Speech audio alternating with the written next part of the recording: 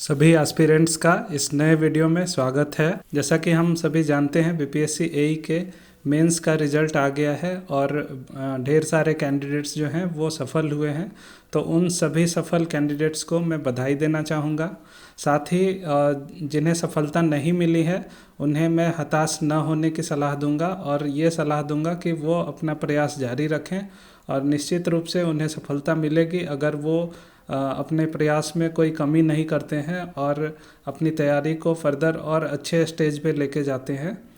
तो इन्हीं विशेष के साथ इस वीडियो में जो कि इंटरव्यू से रिलेटेड जानकारी के लिए है उसमें मैं ये बताना चाहूँगा कि चूँकि जो भी कैंडिडेट सेलेक्ट हुए हैं उनमें से कई कैंडिडेट्स ने मुझे फ़ोन किया और मुझसे रिक्वेस्ट किया कि इंटरव्यू के बारे में बताइए कि कैसे उसकी तैयारी की जाए। तो इसलिए मैं ये वीडियो बना रहा हूँ।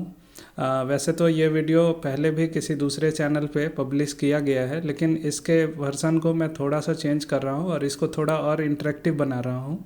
तो ये शायद ज़्यादा इंटरेक्टिव होगा और ज़्यादा यूजफुल आपके लिए होगा। स्टार्ट में सबसे पहले कुछ सवाल हैं। ये सवाल आपके मन में या जो भी अदर पार्टिसिपेंट्स होंगे उन सब के मन में ये सारे कॉमन सवाल जो हैं वो आएंगे। तो ये कॉमन क्वेश्चंस क्या हैं कि इंटरव्यू आखिर क्या होता है। उसके बाद जो नेक्स्ट क्वेश्चन आता है कि बीपीएससी का इंटरव्यू जो है वो कैसा होता है। और इंटरव्यू के दिन हम लोगों को क्या क्या करना होगा। फिर क्या इसमें डॉक्यूमेंट वेरिफिकेशन होता है, अगर होता है तो वो किस तरीके का होता है। साथ में अगर कोई मेडिकल टेस्ट भी है या मेडिकल फिटनेस टेस्ट होता है या नहीं होता है, तो अगर होता है तो वो किस तरीके का होता है। उसके बाद बहुत सारे क्वेश्चंस आते हैं कि किस टाइप का ड्रेस पहनना चाहिए, यानी हमें अपनी ड्रेस सेंस कैसी रखनी चाहिए इंटरव्यू के दिन। उसके बाद फिर यह भी क्वेश्चन आता है कि इंटरव्यू पैनल का जो कमरा होता है वो कैसा होता है, वहाँ पे क्या क्या नज़ारा होता है। उसके बाद इंटरव्यू जो लेने इंटरव्यूअर होते हैं वो कहाँ से आते हैं, कौन लोग होते हैं जो इंटरव्यू लेते हैं। फिर क्वेश्चन है कि हमें किस लैंग्वेज में बात करनी चाहिए, यानी अपना आंसर किस तरीके से हमें देना चाहिए, किस लैंग्वेज का यूज करके, हिंदी में, इंग्लिश में या किसी अदर लैंग्वेज में कैसे हम अपना आंसर दे सकते हैं। उसके बाद फिर एक जो सबसे कॉम्प्लेक्स क्वेश्चन और गंभीर क्वेश्चन आता है वो ये है कि किस टाइप के क्वेश्चंस आते हैं। उसके बाद क्वेश्चन ये आता है कि हम अपना इंट्रोडक्शन वहाँ पे कैसे देंगे। जब इंटरव्यूअर हमारा इंट्रोडक्शन मांगेंगे तो किस टाइप से हम इंट्रोड्यूस करेंगे अपने आप को। उसके बाद है वो ये है कि टेक्निकल क्वेश्चन पूछे जाते हैं या नॉन टेक्निकल क्वेश्चन पूछे जाते हैं, मतलब कि क्वेश्चन किस तरीके के आते हैं। अगर टेक क्वेश्चन आते हैं तो किस टाइप के, अगर नॉन टेक आते हैं तो वो किस टाइप के आते हैं। फिर पूछा जाता है कि जो हमारा रिप्लाई करने का तरीका होता है इंटरव्यू में वो किस तरीके का होना चाहिए जो कि ज़्यादा इफ़ेक्टिव हो।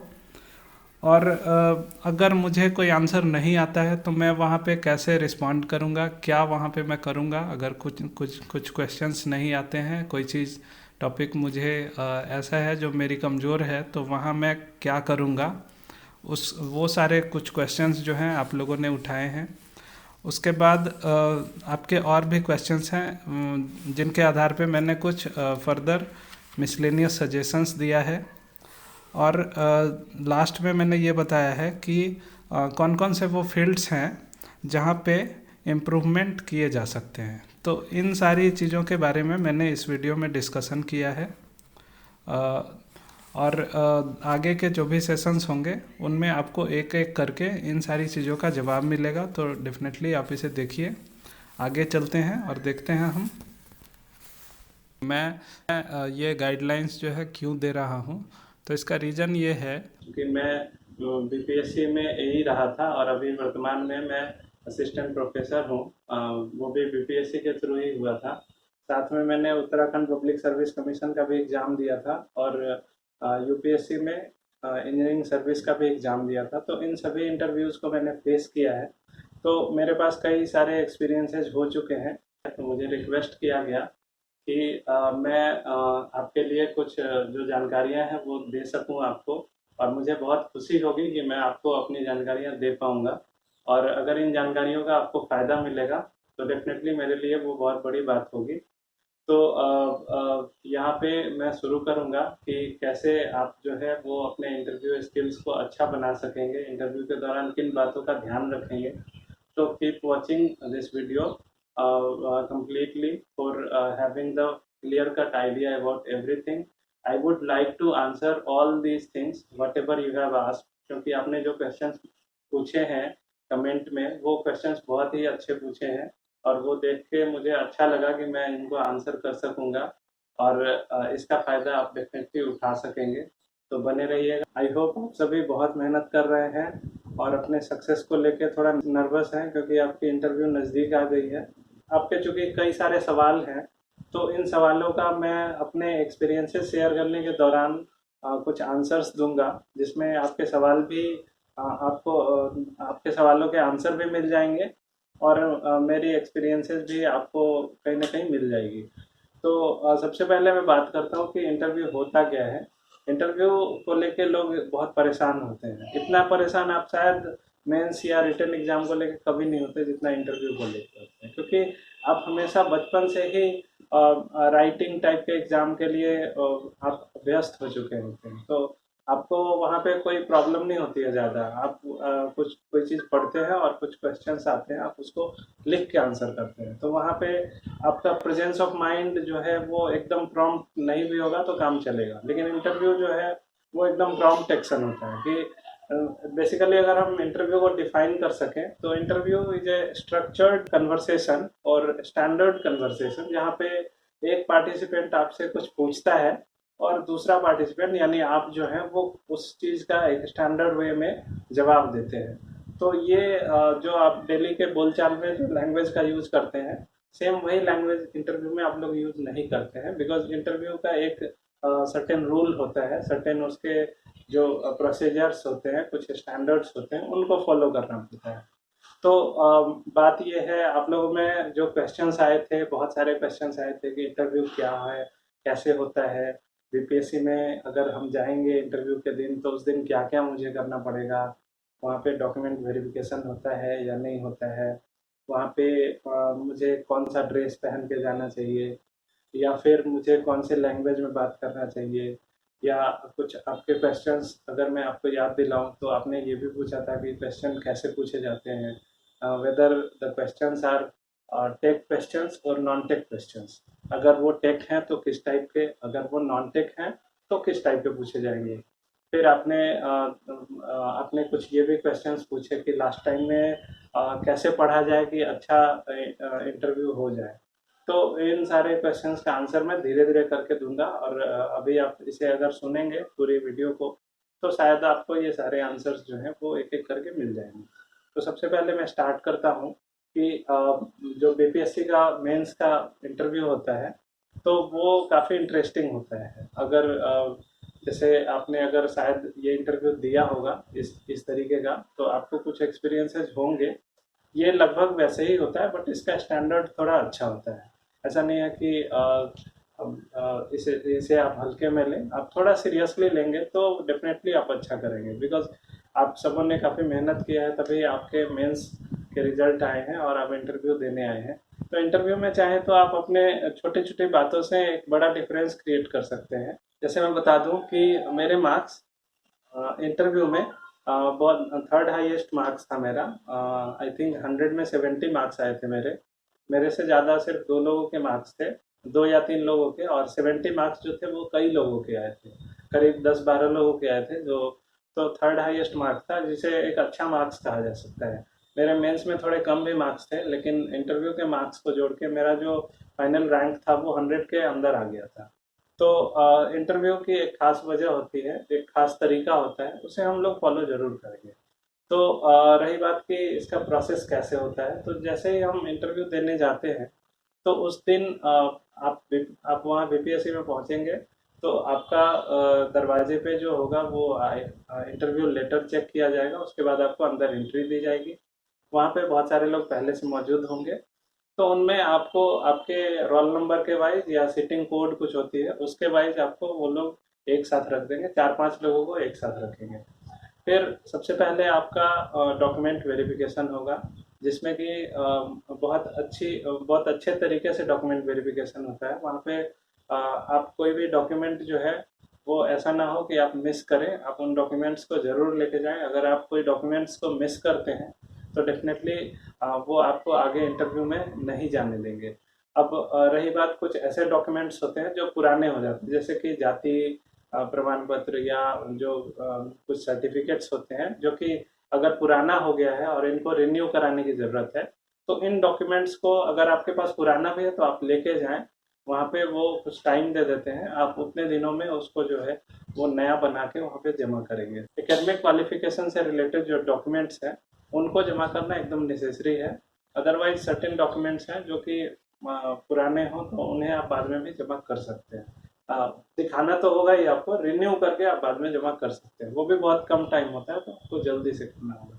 इसलिए बेटर है कि जैसे ही आपका मेंस का रिजल्ट आता है तो आप अपने सारे डॉक्यूमेंट्स को अपडेट करा लें या उसको ढूंढ के और अच्छे से एक ऑर्डर में सजा लें, जिस ऑर्डर में वहाँ पे इंटरव्यू में आपसे मांगा गया। तो ये डॉक्यूमेंट्स काफ़ी अच्छे तरीके से चेक होते हैं, उनके नंबर्स मिलाए जाते हैं, उनकी ऑथेंटिसिटी चेक की जाती है और उसमें अगर कहीं भी कुछ गड़बड़ी होगी तो फाइनली आप इंटरव्यू नहीं दे पाएंगे। तो this was the first step.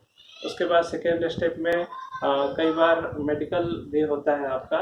तो जैसे बीपीएससी में हमारे टाइम में 2011 बैच में जो फॉर्म निकला था उसमें मैंने फॉर्म भरा था, तो उसमें हमारे मेडिकल एग्जामिनेशंस भी हुई थी। नॉर्मल सा मेडिकल टेस्ट होता है, वहाँ पे आपको परेशान होने की ज़रूरत नहीं है।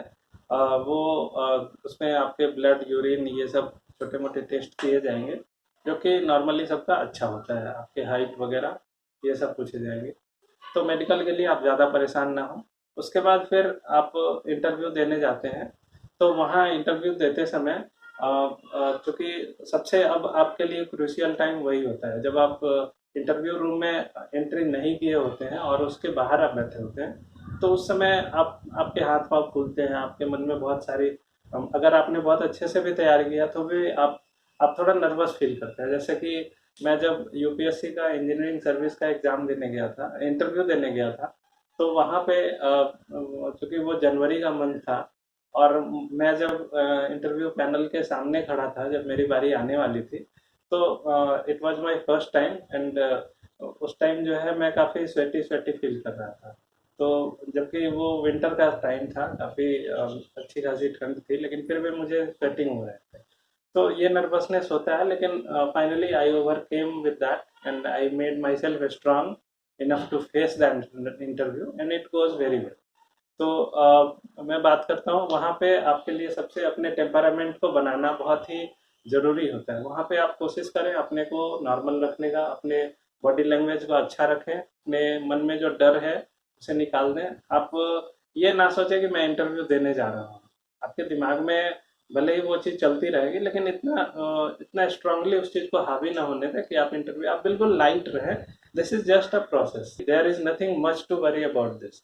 तो यहाँ पे आप अपने को हल्का रखें, एकदम हल्का फील करें और ज़्यादा किसी दूसरे से बात ना करें, या जो भी निकल के आते हैं आपके पहले के, उनसे आप बहुत ज़्यादा अगर पूछताछ करेंगे तो बहुत बेनिफिट नहीं है और हो सकता है कि आपको फ्रस्ट्रेशन थोड़ा और ज़्यादा हो जाए, आप नर्वस ज़्यादा फील करने लगे। क्योंकि मान लीजिए अगर जो जो इंटरव्यू दे के निकल के आए हैं, अगर आपने उनसे कुछ क्वेश्चंस किया और उनका स्पेशलाइजेशन, उनकी जॉब क्वालिफिकेशंस या उनके एक्सपीरियंसेस आपसे अलग है, तो डेफिनेटली उनसे अलग क्वेश्चंस पूछे जाएंगे।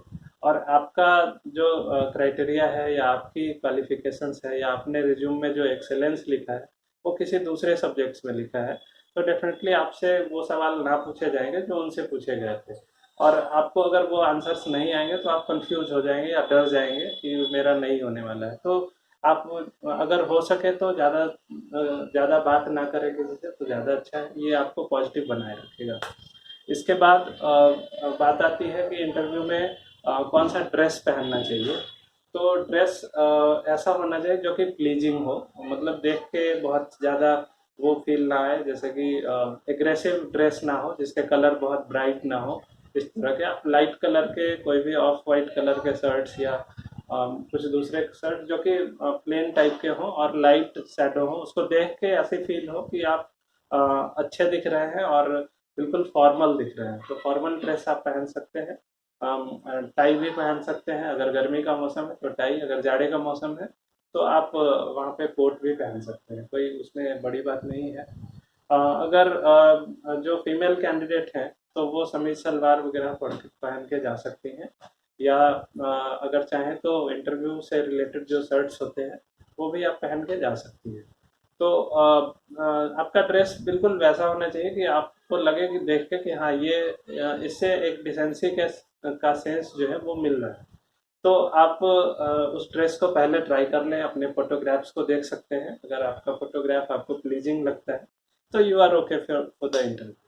इसके बाद अब बात आती है कि इंटरव्यू में जाते ही हमें क्या वहाँ पे नज़ारा मिलेगा। तो जब आप इंटरव्यू देने उस कमरे के अंदर मौजूद होते हैं, कमरे के अंदर जब आप एंट्री करते हैं तो आपको सामने टेबल पे कुछ लोग दिखाई देंगे, जिनमें से एक बीपीएससी के चेयरमैन होते हैं, जो कि बीपीएससी के मेंबर होते हैं, उस इंटरव्यू का चेयरमैन।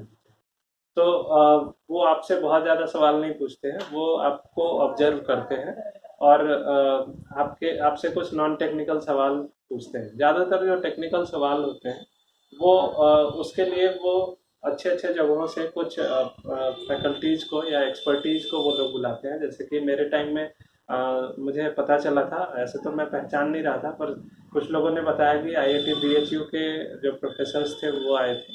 तो हर जगह काफ़ी अच्छे अच्छे जगहों से प्रोफेसर्स आते हैं। मेरे से पहले वाले बैच में आईआईटी रुड़की के कुछ प्रोफेसर्स को बुलाया गया था। तो उनसे बात के दौरान मुझे पता चला था, क्योंकि मैं रुड़की में पढ़ा हूँ, तो मुझे मेरे सर ने बताया था कि मैं गया था वहाँ पे।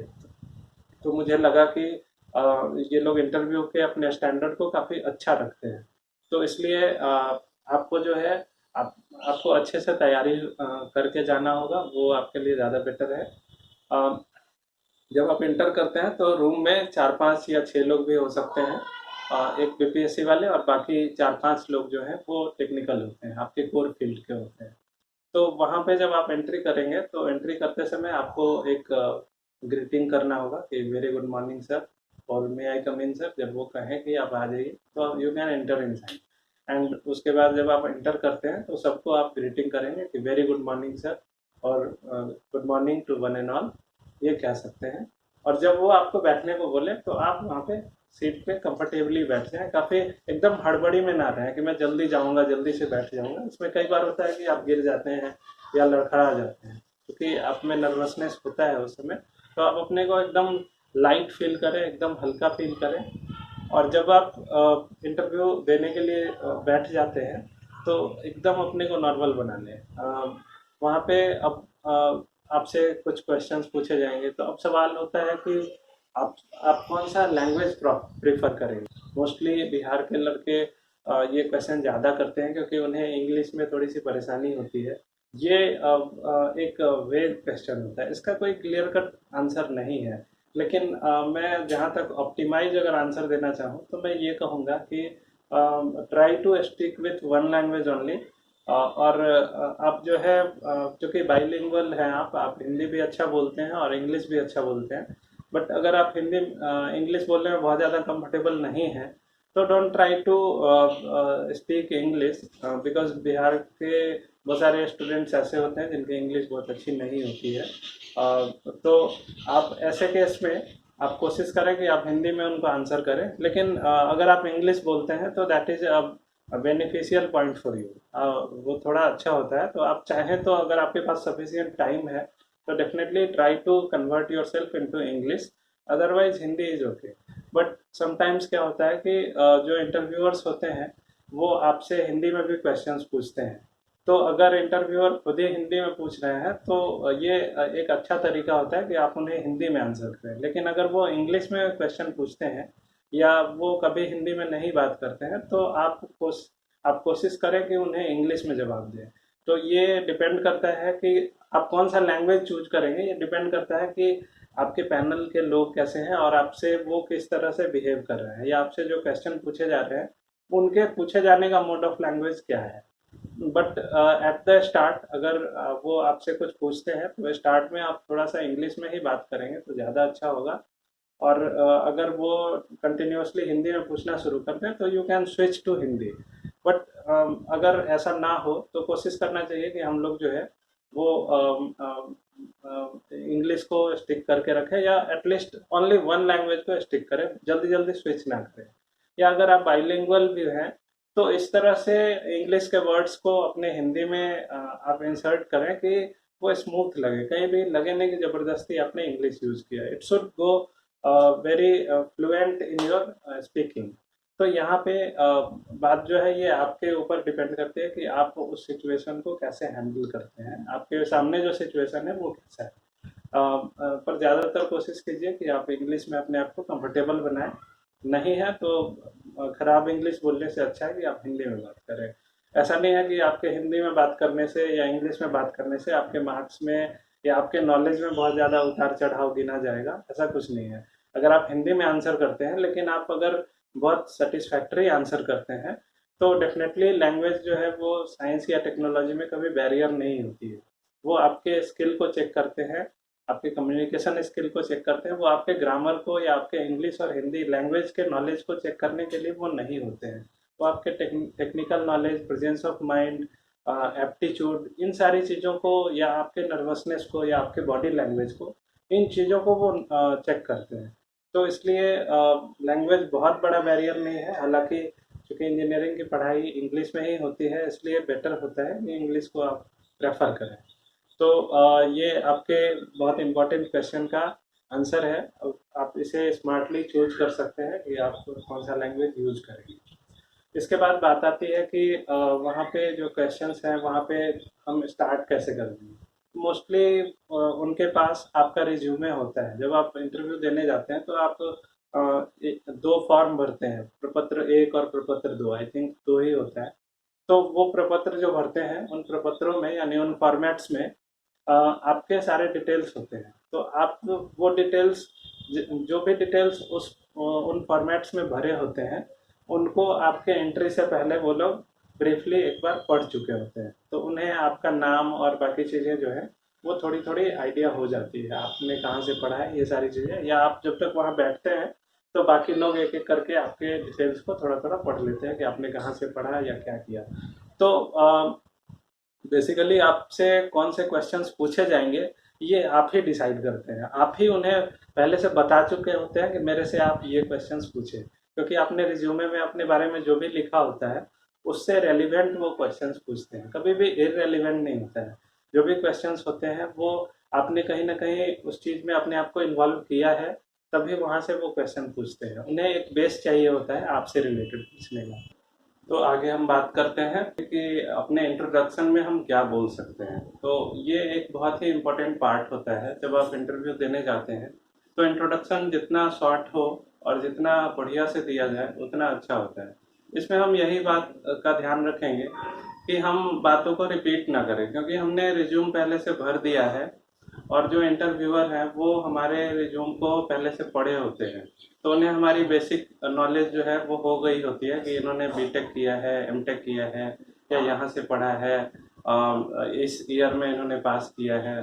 तो ये सारी चीज़ें उनके पास ऑलरेडी होती हैं। तो आप बार बार उनको यही चीज़ बता के बोर ना करें, क्योंकि ये एक बहुत ही कम टाइम में होने वाली चीज़ है। और उस टाइम का आप जितना अच्छा ख्याल रखेंगे, यानी उस इंटरव्यू के कन्वर्सेशन को जितना इफेक्टिव बनाएंगे उतना उतने जितने मतलब का बनाएंगे उतना वो अच्छा माना जाएगा।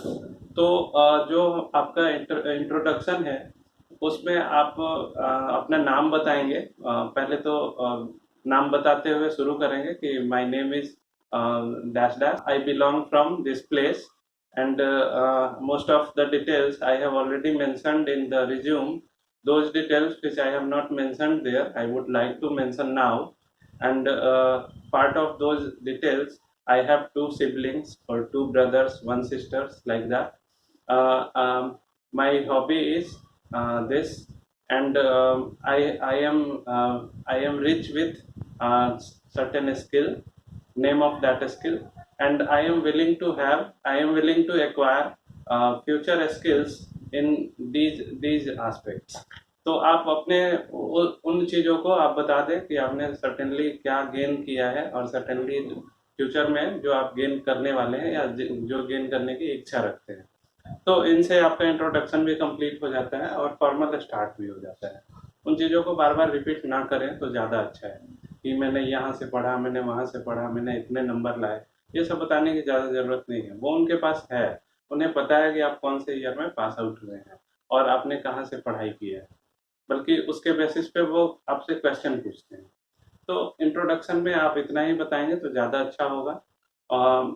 उसके बाद जो है अब सिलसिला होता है उनके क्वेश्चन पूछे जाने का। तो कई बार क्या होता है कि जो हॉबी होती है आपकी, जो जैसे कि मैंने अपनी हॉबी इंजीनियरिंग सर्विस के एग्जाम में बताया था कि मेरी हॉबी रिवर्स सिंगिंग है, या मैं हर इंटरव्यू में यही अपनी हॉबी बताता हूँ। तो they were very much surprised by listening this कि रिवर्स सिंगिंग क्या होती है। उन्होंने कभी रिवर्स सिंगिंग का नाम नहीं सुना था हॉबी के रूप में। तो sometimes your hobby makes your interviewer more interest inside you. तो उन्होंने मेरे को कहा कि ये होता क्या है, तो मैंने बताया कि इसमें सर मैं किसी भी गाने को उल्टा करके गा सकता हूँ, इमिडिएटली उल्टा कर सकता हूँ। तो they gave me one chance to choose any song as per my interest and to reverse it. Then I did that, a small one or two line was enough. Then they were very much surprised with this. So it goes on. तो अब बात आती है कि questions कैसे पूछे जाएंगे, questions का स्टार्ट कैसे होता है। तो बेसिकली टेक्निकल क्वेश्चन कई बार डायरेक्टली स्टार्ट नहीं होता है। टेक्निकल क्वेश्चन के स्टार्ट होने से पहले कुछ नॉन टेक्निकल क्वेश्चंस टाइप के पूछे जाते हैं, और वो नॉन टेक्निकल क्वेश्चंस आपके जो आपकी जो सिनेरियो है उस पर डिपेंड करती है। मतलब आपने जो रिज्यूम में अपने बारे में लिखा है उन चीज़ों से रिलेटेड कुछ नॉन टेक्निकल क्वेश्चंस होते हैं। जैसे कि आपको अपने सोशियो इकोनॉमी में बहुत स्ट्रांग होना चाहिए। जैसे कि आप जिन जगहों पे रह चुके हैं, जहाँ पे आपने पढ़ाई किया या जहाँ पे आपका जन्म हुआ, जहाँ पे आप अभी प्रेजेंटली रह रहे हैं, या जिन जिन जगहों पे आपने जॉब किया, ये सारी जगहों के बारे में आपको थोड़ा थोड़ा आइडिया होना चाहिए। खास करके जहाँ पे आपका जन्म हुआ है और जहाँ आप रहते हैं, तो आपके पैटर्नल एरिया का तो डिटेल आपको काफ़ी अच्छे से होना चाहिए। और साथ में आपने जहाँ पे ज़्यादा दिनों तक पढ़ाई किया है या ज़्यादा दिनों के लिए जॉब किया है, तो उन जगहों पे जो सामान्य जानकारी होती है वो आपकी अच्छी होनी चाहिए। जैसे कि मैं अपना एग्जांपल देना चाहूँगा। तो मैंने अपने जिन जगहों पे, जैसे कि मेरा जन्म मधुबनी में हुआ, तो मधुबनी ज़िले के बारे में मुझे जानकारी रखनी थी। मैं बक्सर से हूँ, तो मुझे बक्सर के बारे में भी जानकारी रखनी थी। फिर मैंने कोचीन में पढ़ाई की, कोचीन यूनिवर्सिटी केरला में बीटेक किया, तो वहाँ के बारे में भी मैंने जानकारी रखा था। मैंने उसके जस्ट बाद एमटेक किया आईआईटी रुड़की से, तो उत्तराखंड या रुड़की के बारे में मैंने जानकारी रखा। और जॉब में इंटरव्यू के जस्ट पहले 5-6 महीने के लिए मैं मथुरा में टीचिंग जॉब में था, तो वहाँ के बारे में भी मैंने बहुत सारी जानकारियाँ इकट्ठा कर ली थी। अब सडनली बात आई, वहाँ पे उन्होंने मेरे रिज्यूम को देखा और सबसे पहले उन्होंने देखा कि बीटेक फ्रॉम केरला। तो उन्होंने कहा कि आपने तो कोचीन से बीटेक किया है, तो कोचीन में समुद्र देखा होगा आपने। तो मैंने कहा yes sir, most frequently I used to go there and I have seen sea shore so many times and enjoyed there. तो उन्होंने फिर मेरे से पूछा कि सी में जो है बड़े बड़े शिप्स चलते हैं। तो मैंने नोट किया कि हाँ ऐसा है। They were asking me all these things in English. तो मैंने उनको आंसर किया कि हाँ सर चलते हैं। तो फिर उन्होंने पूछा कि you might have seen a lot of times the ships got accident inside a sea, so what are the basic reasons behind their accidents. तो मैंने फिर उसको एक्सप्लेन करना शुरू किया। ये कहीं भी सिविल इंजीनियरिंग से रिलेटेड नहीं था, ये कहीं ना कहीं कोचिंग के सी के कनेक्टेड होने के कारण ये क्वेश्चन उनके दिमाग में आया था और उन्होंने मेरे से ये बात पूछी थी। तो आप अपने रिज्यूम में अपने आपका जो हिस्ट्री है उसके बिहाइंड ही ये नॉन टेक क्वेश्चंस जो हैं वो घूमते हैं। तो आप उन चीज़ों को अपना स्ट्रेंथ बना लें और उनके बारे में थोड़ा थोड़ा पढ़ लें, ताकि उन जगहों के बारे में आप कुछ कुछ चीज़ें बता सकते हैं। तो मैंने उन्हें बताया कि आइसबर्ग्स जो होते हैं सी के अंदर या ओशन के अंदर बहुत बड़े बड़े बहुत जहाज के वेट से बहुत कई गुना जो है उन आइसबर्ग्स का मास होता है, और वो काफ़ी फर्म या स्टिफली वहाँ पे उसके बॉटम में होते हैं।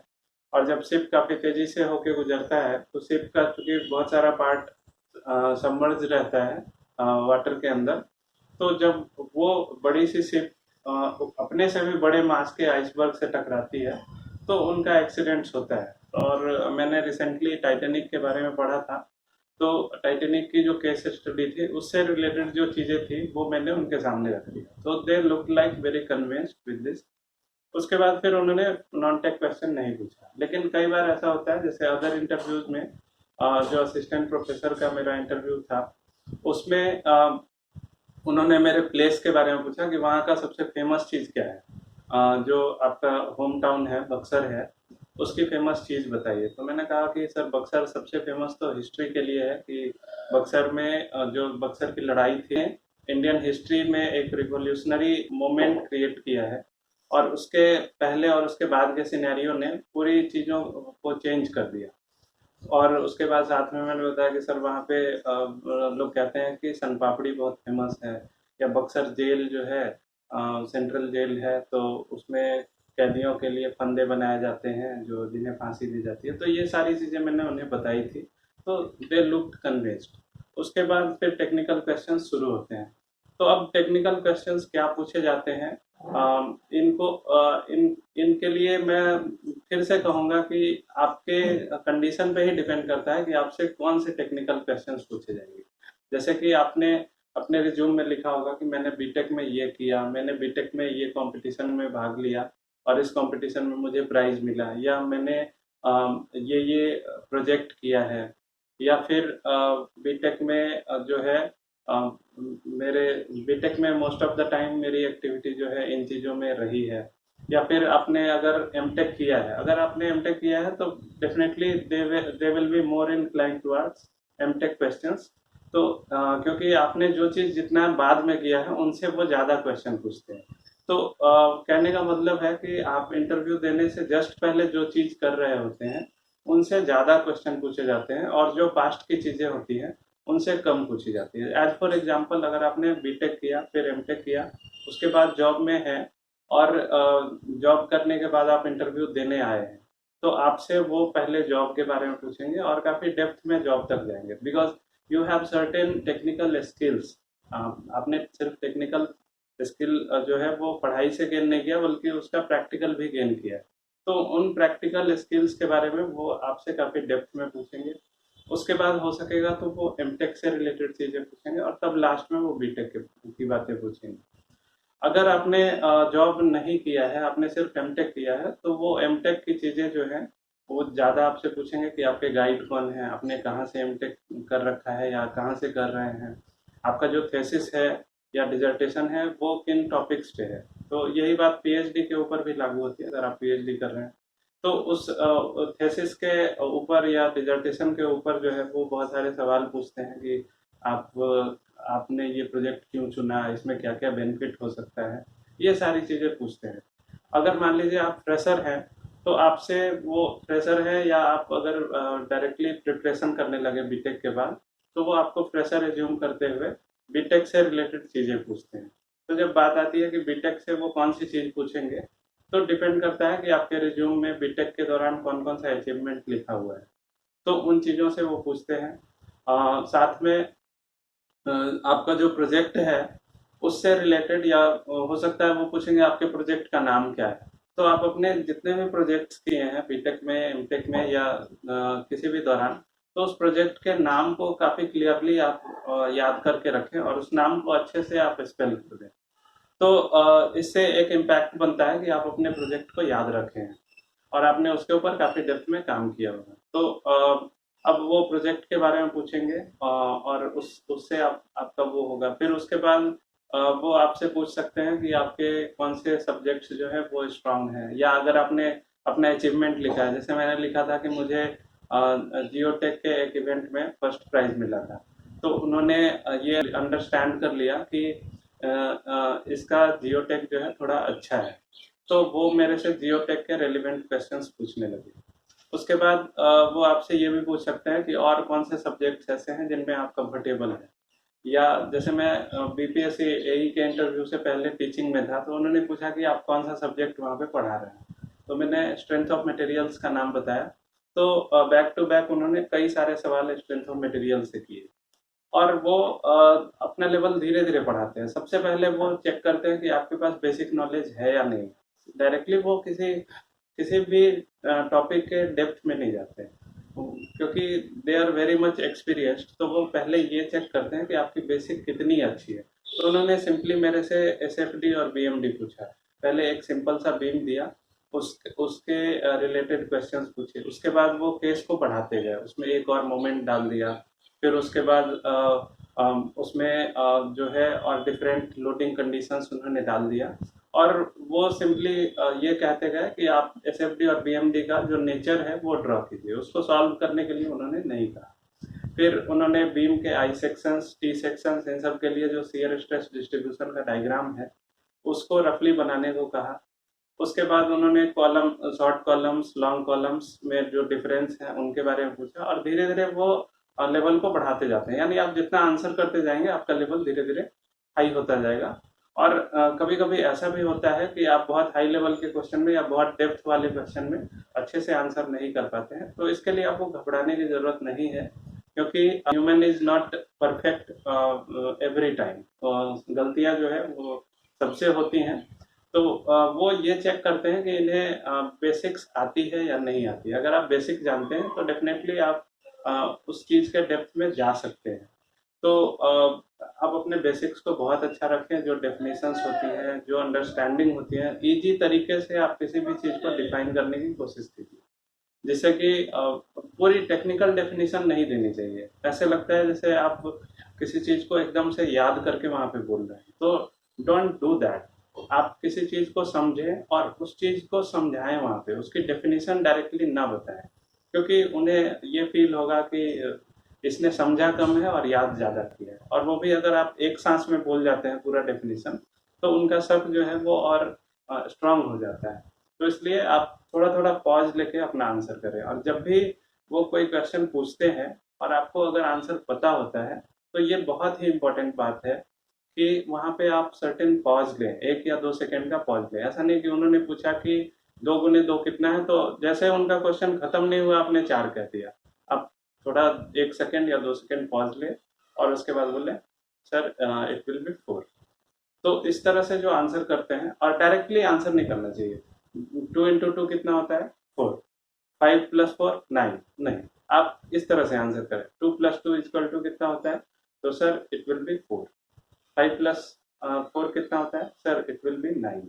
तो ऐसे आंसर करने से वो एक बोलने का तरीका अच्छा होता है। आप वहाँ पे बजर राउंड नहीं हो रहा है कि बजर दबाया और डायरेक्ट आंसर बोला, ऐसा नहीं है। वहाँ पे कन्वर्सेशन टाइप से आपका आंसर होना चाहिए। तो आप इस तरह से अच्छे से आंसर करेंगे, और जितने आप आंसर देते जाएंगे वो कन्विंस होते जाएंगे। अब सवाल आती है कि बहुत सारी चीज़ें आपको नहीं आती है ना? तो आप जिन चीज़ों में स्ट्रांग नहीं हैं उन चीज़ों को अपने रिज्यूम में ज़बरदस्ती एंटर ना करें। अगर आप वहाँ पे एंटर करते हैं, कई बार लोग अपना इम्प्रेशन बनाने के चक्कर में बहुत सारे टफ सब्जेक्ट का नाम अपने प्रेफर्ड सब्जेक्ट पे दे देते हैं, और जब उनसे क्वेश्चन पूछा जाता है तो वो वहाँ पे जवाब नहीं दे पाते हैं, और उससे आपका निगेटिव फीडबैक बनता है। आप बहुत इजी सब्जेक्ट भी दे सकते हैं अपने रिज्यूम में कि ये मेरा जो है वो प्रेफरेबल सब्जेक्ट है। आप किसी भी सब्जेक्ट को पसंद कर सकते हैं, ये आपके ऊपर डिपेंड करता है। तो वेदर इट इज इजी और difficult subject does not matter. आप उसमें कितना अच्छा रिप्लाई करते हैं, दैट मैटर्स। तो अपने सब्जेक्ट्स को अपने इंटरेस्ट के हिसाब से और अपने सहूलियत के हिसाब से कि आपका उसके ऊपर कितना कमांड है, वैसे चुने। टफ सब्जेक्ट चुनने की कोई ज़रूरत नहीं है। और मान लीजिए आपका प्रेफर्ड सब्जेक्ट आपने चुना और उसके आंसर नहीं कर रहे हैं, तो इससे आपका जो फीडबैक है वो बहुत ही खराब बनता है। इसलिए इसको वाइजली अडॉप्ट करें। और अगर आपने जॉब या एमटेक किया है तो जॉब के प्रोफाइल के बारे में, जॉब के जो काम होते हैं, उस डिपार्टमेंट का जो फोकस होता है, डिपार्टमेंट जिसमें आप काम कर रहे हैं उस डिपार्टमेंट का मेन मोटो क्या है, ये सारी चीज़ें आपको बहुत अच्छे से पढ़नी होगी। उसमें आप बीटेक में थोड़ा कम भी अगर बताएंगे तो उतना बीटेक से ज़्यादा क्वेश्चन नहीं पूछे जाएंगे। मोस्टली आपके जॉब या आपके जो रिसेंट पास्ट में जो चीज़ें हुई हैं उनसे पूछे जाते हैं। अब सवाल आता है कि बहुत सारे क्वेश्चंस का आंसर आपको नहीं पता होता है, तो अगर नहीं पता है तो आप उन्हें गलत आंसर मत कीजिए, आप कुछ भी आंसर मत कीजिए। अगर नहीं जानते हैं तो जस्ट क्लियरली से sorry, there is no shame in saying sorry. लेकिन सॉरी बोलने का तरीका जो है डायरेक्टली सॉरी नहीं होना चाहिए। आप ये कह सकते हैं जैसे मेरी फ्लूइड मैकेनिक्स थोड़ी कमजोर थी, और मैं जब असिस्टेंट प्रोफेसर का एग्जाम दे रहा था तो वहाँ पे सॉरी, असिस्टेंट प्रोफेसर के इंटरव्यू में मेरे से फ्लूइड मैकेनिक्स के क्वेश्चन ज़्यादा पूछे गए, क्योंकि मैं पीएचईडी में था, पब्लिक हेल्थ इंजीनियरिंग डिपार्टमेंट। वहाँ पे फ्लूइड मैकेनिक्स से ज़्यादा रिलेटेड चीज़ें थी, या एनवायरमेंटल इंजीनियरिंग से। तो पाइप फ्लो वगैरह के बारे में ज़्यादा वो पूछने लगे और काफ़ी डेप्थ में जाने लगे, और मेरी नॉलेज बहुत अच्छी फ्लूइड मैकेनिक्स में नहीं थी। तो मैंने उन्हें कहा कि sir, I have already studied these things, but I am not reminding those things now. ठीक है, तो आप ऐसे बोलेंगे तो आपने एक हिसाब से सॉरी भी कहा, और आपने ये भी जता दिया कि आपने इन चीज़ों को पढ़ा है। तो वो समझ जाएंगे कि अगर आपको टाइम दिया जाएगा तो आप इन चीज़ों को अच्छे से कर सकते हैं। तो और अगर आप किसी चीज़ में डाउटफुल हैं, किसी चीज़ के आंसर करने में, तो आप वहाँ पे उस चीज़ को अगर सीधा बता देंगे और वो गलत हो गया तो फिर नेगेटिव इम्पैक्ट बनता है, और अगर सही हो गया तो कोई बात नहीं है। तो इसलिए अगर जहाँ पे आपको डाउट लगे किसी चीज़ के आंसर में, तो आप ऐसा कह सकते हैं कि sir, I have studied this things, but I am having very rough idea about this, and the answer of this question may be like this. So I am not knowing the close answer of this question, but approximately this must be like this. तो ऐसा बोलने से आपने negative चीज को positive कर दिया वहाँ पे। तो ये इन बातों का ध्यान रख के आप अपने आंसर्स को काफी अच्छे से कर सकते हैं। और सॉरी बोलने का जो तरीका है वो आप डायरेक्टली सॉरी या सर आई डोंट नो ऐसा बोलना थोड़ा नेगेटिव फीडबैक देता है। तो आप, मैंने जैसे बताया उस तरीके से आप किसी क्वेश्चन को डिनाई कर सकते हैं। उसके बाद बात आती है कि जब आपको लगे कि आप जिस टॉपिक में स्ट्रांग है उससे क्वेश्चन नहीं पूछे जा रहे हैं, और जो टॉपिक आपका स्ट्रांग नहीं है उससे क्वेश्चन पूछे जा रहे हैं, तो you have to modify them. जैसे कि जब मैंने बताया कि असिस्टेंट प्रोफेसर का जो बीपीएससी का एग्जाम इंटरव्यू था, उस पर मेरे से जब फ्लूइड मैकेनिक्स के ज़्यादा क्वेश्चन पूछे जाने लगे, तो मैंने उनको अपने स्ट्रांग फील्ड में लाने के लिए सर्टेनली एक प्लान तैयार किया। और मैंने उन्हें कहा, जब वो इजी क्वेश्चंस पूछते गए, जब वो स्टार्ट करते गए, तो मैंने आंसर किया। ऐसा नहीं था कि मैं आंसर नहीं कर रहा था, मैं आंसर करता जा रहा था, लेकिन मुझे डर हो रहा था कि अगर ये थोड़ा और डेप्थ में जाएंगे तो शायद मैं नहीं बता पाऊंगा। तो वहाँ पे मैंने उन्हें स्विच करने के लिए कहा कि sir, even if I am working in PhD, most of the time I am involved with training programs in Disaster Management Authority of Bihar, and I am mostly dealing with the training programs related to earthquake resistant buildings, because my specialization is earthquake engineering from in structural dynamics. तो उन्हें फिर recently वो switch हो गए कि इसका जो background है वो अर्थक्वेक इंजीनियरिंग में ज़्यादा है, और इसने उसके ऊपर रिसेंटली ज़्यादा काम किया है। और पीएचईडी में जो इनका काम है वो बहुत ज़्यादा नहीं है, इनका ज़्यादा कंट्रीब्यूशन उस फील्ड में है। तो फिर वो मेरे से अर्थक्वेक इंजीनियरिंग में पूछने लगे, और वहाँ पे मैं थोड़ा कंफर्टेबल था, तो मैंने उन्हें आंसर करना शुरू कर दिया। तो आप इस तरीके से भी चाहें तो उन्हें बता सकते हैं, आप उन्हें इस तरह फोर्स कर सकते हैं, इनडायरेक्टली सेइंग कि सर आप मेरे से ये पूछिए। उसके बदले आप उन्हें कुछ ऐसा बताएं जिससे कि वो स्विच हो जाएं आपसे दूसरे टॉपिक पे बात करने के लिए, और उन टॉपिक पे जो कि आपके लिए स्ट्रांग है। तो ये स्ट्रैटेजी कभी कभी मैं अपनाता हूँ इंटरव्यू में, और ये कई बार काम भी करती है। तो इन चीज़ों से जो है वो आप अपने जवाब दे सकते हैं। अब मुझे लगता है कि आपको मैंने बहुत सारे काम की चीज़ें बता दी हैं।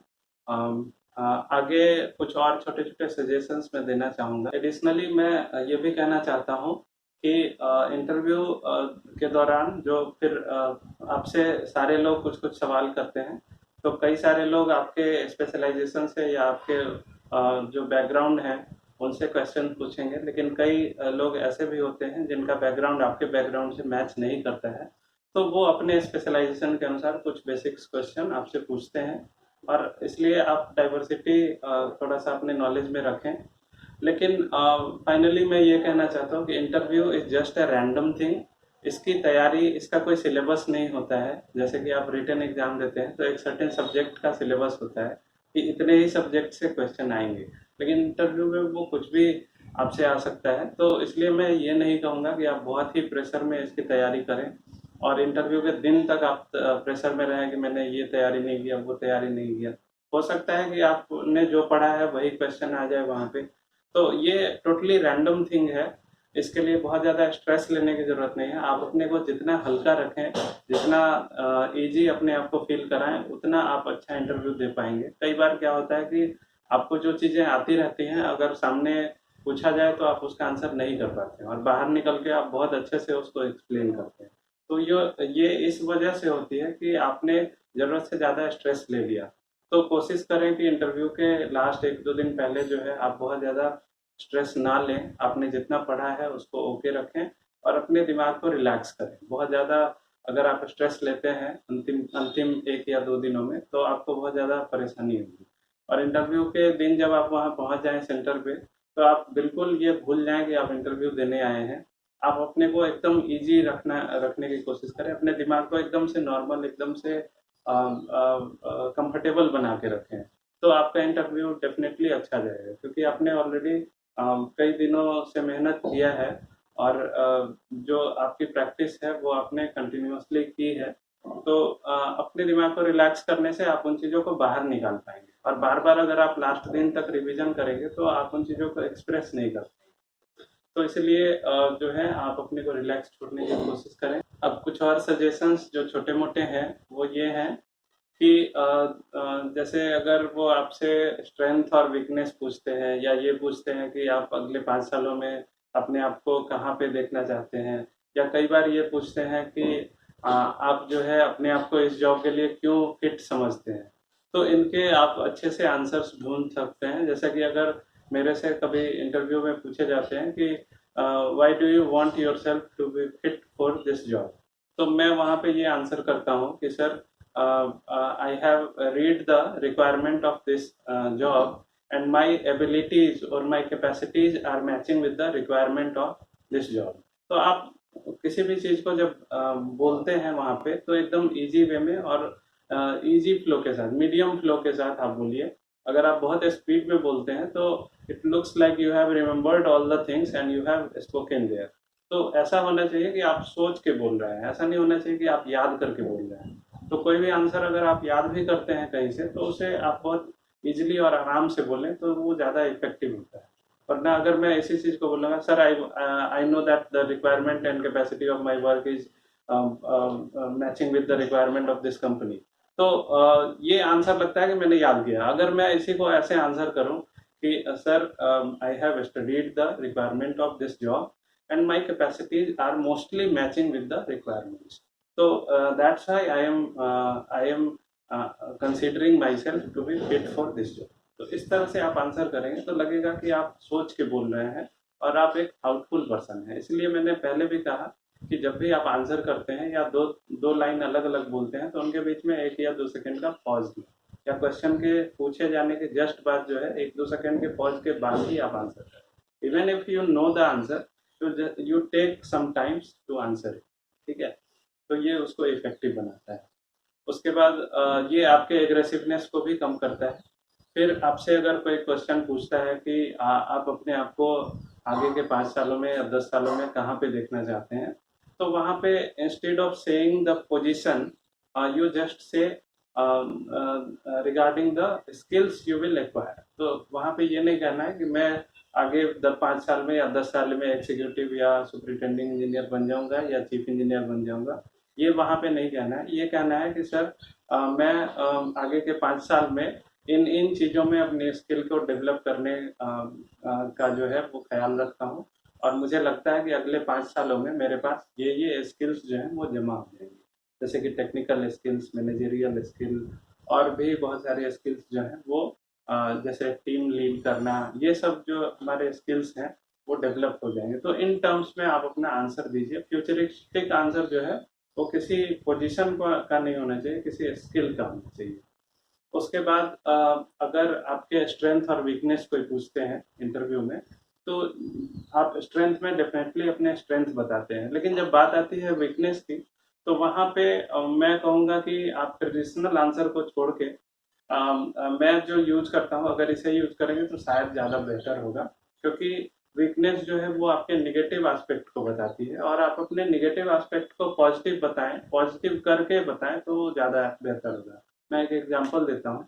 जैसे अगर मैं स्ट्रेंथ बताऊंगा, तो मैं बताऊंगा कि स्ट्रेंथ मेरी ये है कि मुझे जो है मैं हार्ड लेबर में विश्वास रखता हूँ, तो ये मेरी स्ट्रेंथ हो गई।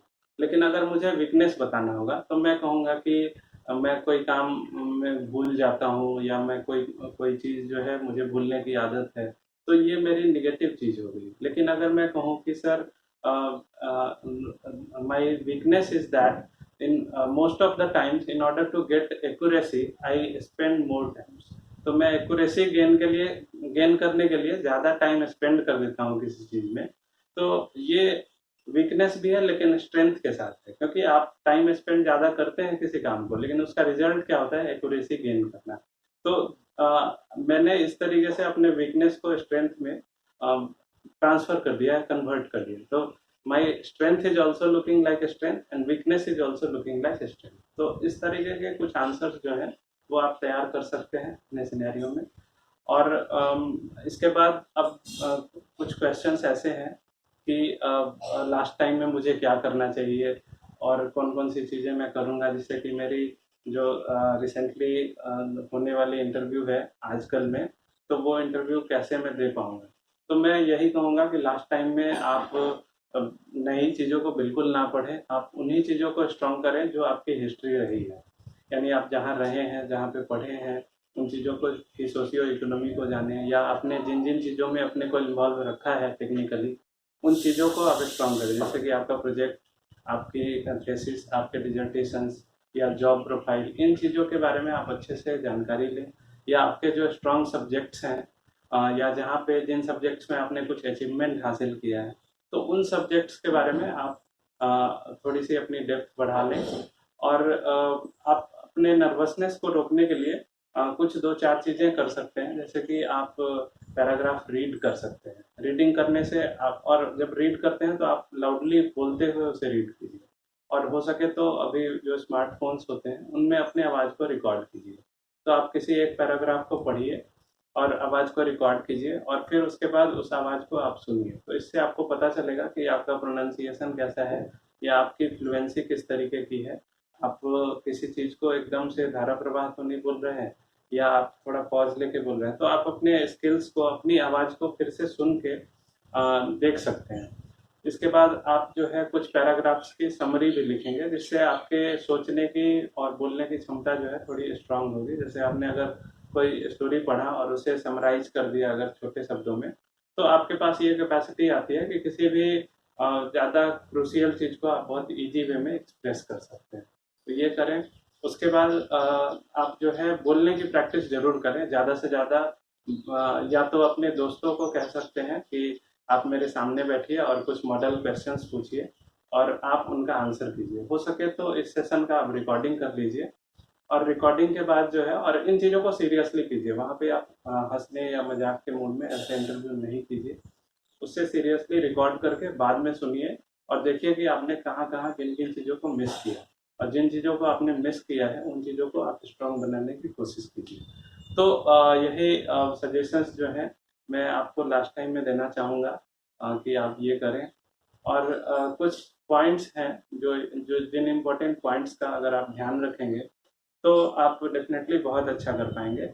जैसे कि आपका कॉन्फिडेंस सबसे अच्छा होना चाहिए। This is the first point. आप हमेशा कॉन्फिडेंस में रखें। इवन इफ अगर आप गलत आंसर कर रहे हैं, तो आपके पास कॉन्फिडेंस बना होना चाहिए। और आपका जो पोस्चर है वो अगर वो आप आंसर सही कर रहे हैं लेकिन वो उतना सेटिस्फाई नहीं हो रहा है, तो भी आपको परेशान होने की, या अपने अपने फेस पे बहुत ज़्यादा सैड एक्सप्रेशन या बहुत नर्वस एक्सप्रेशन फील नहीं कराना चाहिए। इससे वो आपके ऊपर हावी हो जाएंगे। तो आप स्माइलिंग फेस अपना रखिए, और वो आपका फेस जो है वो बाहर से प्रिटेंड नहीं होना चाहिए कि आप स्माइल कर रहे हैं।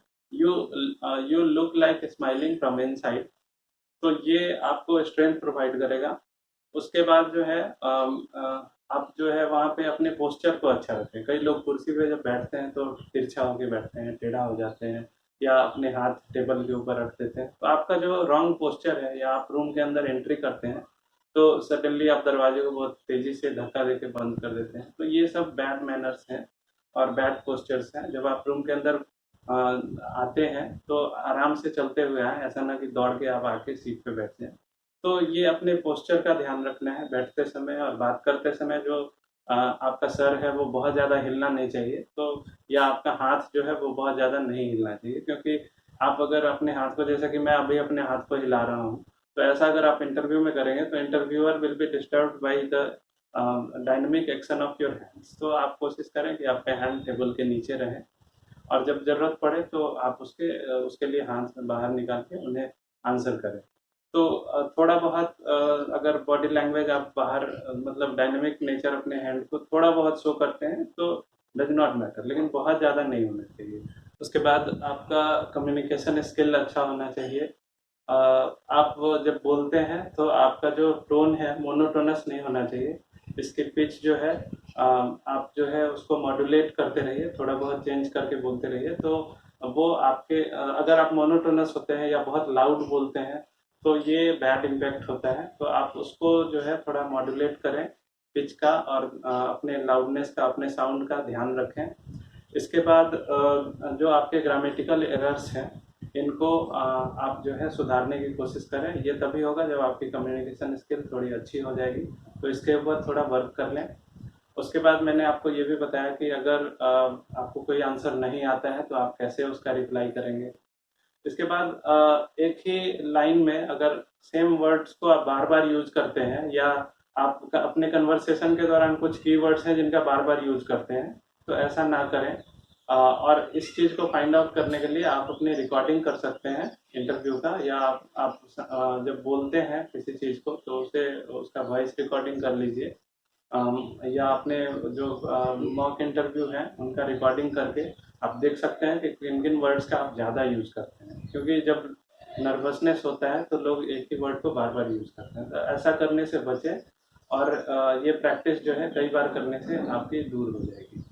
इसके बाद जो है वो आप या रुक जाना, इस तरह की चीज़ें जो हैं बोलते समय किसी चीज़ को रिमाइंड करने के लिए ये करना जो है वो बिल्कुल गलत होता है, बैड मैनर होती है। तो इसका ध्यान रखेंगे। इसके बाद जो आपका ड्रेस सेंस है उसके ऊपर मैंने बहुत सारी चीज़ें बता दी। ड्रेस सेंस प्लीजिंग होना चाहिए। मेरी तरह जो मेरी दाढ़ी है वो बढ़ गई है, अगर आप बड़ी दाढ़ी रखते हैं तो उसे कम से कम सेव कर दें, या फिर आप क्लीन शेव करके जाएं तो थोड़ा प्लीजिंग लगता है और डिसेंट लुक होता है। तो अपने डिसेंसी का ध्यान रखें। और मुझे लगता है कि मैंने सारी चीज़ें कवर कर ली। तो अभी तक जितनी बातें हम लोगों ने डिस्कस की है उनको एक बार मैं समराइज़ कर देता हूँ। देखिए, आप इस स्क्रीन को थोड़ा पॉज करके अगर देखेंगे तो सारी चीज़ें एक एक करके आप पढ़ सकते हैं और इनको नोट डाउन कर सकते हैं। तो ये कम्प्लीटली समरी है। इन सारी बातों का अगर आप ध्यान रखें तो डेफिनेटली आप सक्सेसफुल होंगे।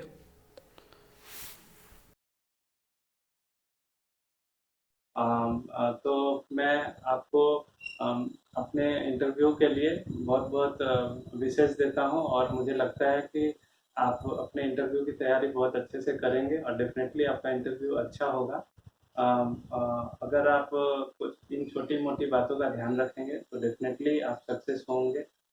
और मैं अपने कुछ इंटरव्यूज़ के मार्क्स आपको बताना चाहूँगा। जैसे कि यूपीएससी में जो इंजीनियरिंग सर्विस का एग्ज़ाम था उसमें मेरे मार्क्स 200 में 130 आए थे। फिर जो असिस्टेंट प्रोफेसर का एग्ज़ाम था इसमें मेरे 100 में 75 मार्क्स आए थे। उसके बाद जो उत्तराखंड पीएससी था उसमें भी मेरे 100 में 75 मार्क्स आए थे, और बीपीएससी एई में 100 में 70 मार्क्स आए थे। तो मैंने कई बातों का ध्यान रखा इंटरव्यू में, और अपने नर्वसनेस को बहुत कंट्रोल में रखा। तो आधी प्रॉब्लम जो है आपके नर्वसनेस को कंट्रोल में रखने से ही सॉल्व हो जाती है। तो प्लीज़ आप इन चीज़ों को ध्यान रखें और जो है आप सभी सक्सेसफुल हों, ये मेरी शुभकामना है। Thank you very much. Thank you for watching me.